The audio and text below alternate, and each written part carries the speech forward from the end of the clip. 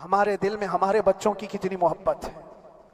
मेरे भी छोटे से बच्चे हैं, जब वो जेल की सलाखों के सामने आकर आंसू बहाते थे तो दिल पर छुरियां चलती थी। वो बच्चे जो हमेशा हमारे सीने पर सोते रहे, आज मैं उनको छू भी नहीं सकता। जब वो सलाखों के पीछे खड़े होकर दूर से रो करके चले जाते 15 मिनट, तो क्या हमारे दिल में बच्चों की मोहब्बत, क्या हमारे घर बार नहीं, हमारी बहनें, हमारे भाई, हमारी माँ नहीं? कितने तो दिन ऐसे हुए कि मेरी माँ को दौरे पड़ते रहे अल्लाहू अकबर याद के लिए। तो क्या वो हमारे ऊपर कैफियत नहीं आती कि हम खामखा ये मुसीबत क्यों मोल लिए? मेरी बेटी तो झगड़ा करती इस बात को कि क्यों आप अकेले हो, बहुत सारे लोग हैं, सबका ख्याल करते हुए।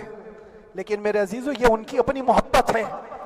सारा एक परिवार और उससे ज्यादा मेरे शागिर्दों की एक दुनिया है।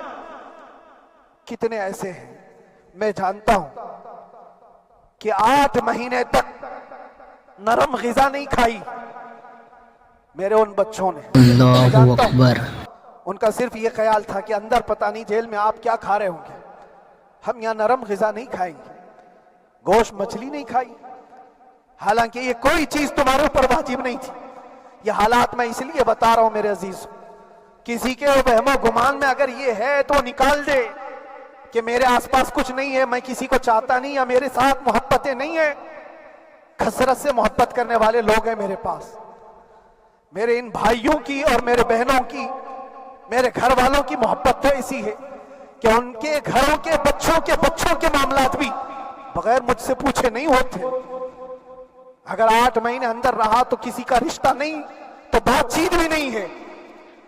रिश्ता नहीं होगा जब तक ये ना आए, सारे काम डिपेंड रहते थे।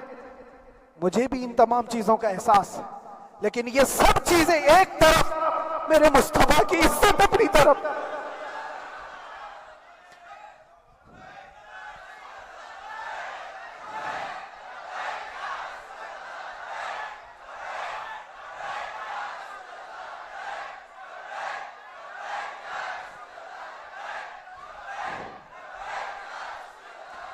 मेरे अजीजों, हर एक के आंसू के कतरे मैंने देखे, भाइयों के, बहनों के, मेरे पास मिलने के लिए मेरे जो शागिर्द आते उनके। ये अक्सर जब जेल की दीवार पर आकर खड़े होते, इनकी आंखें लाल, ये आंसू बहाते 15 मिनट मुलाकात करके चले जाते। आपको क्या अंदाजा है, अंदर के हालात एक दिन 1 साल के बराबर लगने लगता है।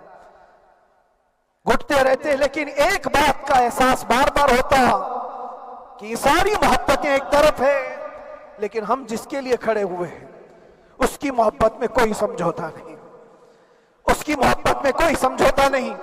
ईमान इसी का नाम है, ला युमिनु अहदुकुम हत्ता अकूना अहब्बा इलैहि मिन वालिदिही व वलदिही वन नास अजमाइन।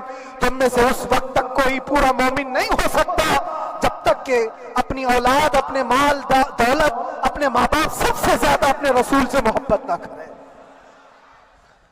दुआ यही करते रहो, जब हुजूर पाक का मामला आए तो सारी दुनिया एक तरफ हो जाए। मैंने एक वाकया पढ़ा था, अंदर ही हजरत खालिद बिन वलीद रज़ी अल्लाह ताला एक किले पर अचानक हमलावर हुए थे। वो किले में मौजूद जो दुश्मनान इस्लाम थे, उनकी पार्टी चल रही थी। बड़े बड़े कालीन, सोफे बिछे हुए, तश्तों में कीमती खाने रखे हुए थे। खालिद बिन वलीद के साथ जो लश्कर है, ये तो वो गरीब सहाबा थे जो पैबंद लगे कपड़े पहनते, एक खजूर पर पूरा दिन गुजारते। जब ये उस किले पर हमलावर हुए तो दुश्मनाने इस्लाम जो थे वो मुकाबला करने की हिम्मत ना जुटा सके, भाग गए सब, सारा माल सब छोड़कर भाग गए, बगैर किसी जंग के, बगैर किसी कत्ल क़िताल के पूरा किला फतह किया खालिद बिन वलीद ने। अब सुनो, जो सहाबा थे वो माले गनीमत जमा कर रहे थे, क्योंकि ये अरब के लोग ऐसे महंगे कालीन नहीं देखे थे, ऐसे महंगे सोफे, इतनी कीमती ग़िज़ाएं उन्होंने देखी नहीं थी। सब जमा करने लगे, सब जमा करने लगे। खालिद बिन वलीद ने कहा, खबरदार हाथ मत लगाना, सब हट जाओ। सब हट गए। चंद सहाबा को बुलाया, ये सब जमा करो, इसको आग लगा दो।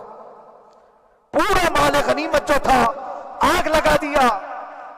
तो जो सहाबा थे वो कहने लगे, क्या ये अच्छा होता, ये सब में आप तकसीम कर देते, ये बहुत कीमती चीजें हैं, अरब में हम ले जाते तो ये बहुत महंगी चीजें हैं। खालिद बिन वलीद ने क्या कहा जानते हो? कहा, अगर तुमको भी इन तमाम चीजों की आदत लग जाए तो तुम भी वैसे ही भागोगे जैसे ये भागे। ये आज जो हमारा मुकाबला करने की ताकत ना ला सके और भाग गए, उसकी वजह यह है कि वह ऐश परस्त है, अय्याशी उनके अंदर थी, जिसकी वजह से वो खड़े ना हो सके। और जब जब ये अय्याशी आएगी तुम खड़े नहीं हो सकोगे, खड़े नहीं हो सकोगे। आज मैं यही बात दोहराना चाहता हूं, जो बड़े बड़े चेहरे लेकर बैठे हुए हो, वो सियासी असर और रसूख रखने वाले भी कंफर्ट जोन में रहना चाहते हैं। मैं चंद लोगों को छोड़ कर कह रहा हूं, अक्सर का हाल ये, सोचते हैं कि हमारे इस दायरे से निकलेंगे तो हमारा ऐश खतरे में आ जाएगा, घर बार खतरे में आ जाएगा। ये दुनिया की मोहब्बत इंसान को बुज़दिल बनाती है, बुज़दिल बनाती है। इसलिए मेरे अजीजों, आप जब कभी ये बात आए, एक तरफ मेरा पूरा खानदान, एक तरफ मेरे ऐश की जिंदगी और एक तरफ रसूल पाक की इज्जत का मामला, तो आप मुझे बताओ, आप किस बात का फैसला लेंगे? इसी बात का फैसला लेना होगा, नबी पाक सल्लल्लाहु ताला अलैहि वसल्लम की इज्जत की खातिर तुम्हें इस बात का फैसला लेना होगा, अपना सब कुछ गुंबद खजरा कल भी था आज भी है, मेरे नबी से मेरा रिश्ता कल भी था आज भी है, और बतला दो गुस्ताखे नबी को, गैरत सुन्नी जिंदा है, उन पे मर मिटने का जज्बा कल भी था आज भी है। बस ये जज्बा बाकी रहे। हम किसी को लड़ने के लिए, मरने के लिए, मारने के लिए मैदानों में उतारने की बात नहीं करते। मैं अक्सर अपनी तकरीरों में कहा करता हूं, या आपसे पहले भी किया, अगरचे मेरी तकरीरों को डाइवर्ट किया जाता है, आज भी बहुत लोग होंगे, बल्कि आज मदनपुरा का ये पहला जुमा है। मुझे अंदाजा है पूरा हिंदुस्तान नहीं, बाहर भी सबकी नजरें इस पार है कि आने के बाद ये क्या बोलता है, आने के बाद ये क्या बोलता है। सब इसी इंतजार में है।